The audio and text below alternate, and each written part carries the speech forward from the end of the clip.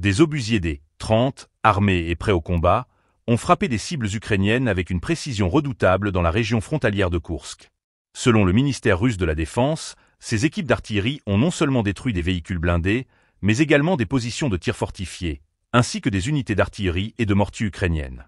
Ce développement souligne l'intensification des hostilités dans cette zone stratégique, où les combats se poursuivent sans relâche. Les obusiers des 30, emblématiques de l'artillerie russe, opèrent au sein d'un régiment de marine de la garde distinct du groupe de troupes SV.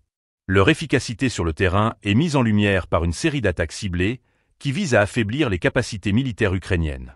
Ces frappes s'inscrivent dans un contexte de tensions croissantes le long de la frontière, exacerbée par les récents affrontements. La vidéo diffusée par RT, qui montre ces opérations, met en évidence non seulement la puissance de feu des forces russes, mais aussi la stratégie adoptée par ces unités d'artillerie. En ciblant des positions clés, elles cherchent à perturber les opérations ukrainiennes et à maintenir une pression constante sur l'ennemi.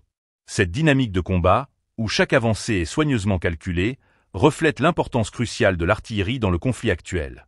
Les conséquences de ces frappes sont multiples. D'une part, elles renforcent la posture militaire russe dans la région, tandis que, d'autre part, elles augmentent la tension sur le terrain, rendant la situation encore plus volatile. Les forces ukrainiennes, confrontées à une telle intensité de feu, doivent adapter leur stratégie pour faire face à cette menace croissante. Les équipes d'artillerie, avec leur capacité à infliger des dégâts significatifs à distance, jouent un rôle central dans cette guerre moderne. Les obusiers des 30, bien que datant de plusieurs décennies, continuent de prouver leur efficacité, illustrant comment des matériels éprouvés peuvent être redéployés avec succès dans des conflits contemporains. Ce développement dans la région de Koursk souligne une réalité troublante. Les combats ne montrent aucun signe de ralentissement. La lutte pour le contrôle de cette zone demeure un enjeu crucial, tant pour les forces russes que ukrainiennes. Chacune des attaques et chaque mouvement des troupes sont scrutés, car ils pourraient bien déterminer l'issue de ce conflit qui perdure et s'intensifie.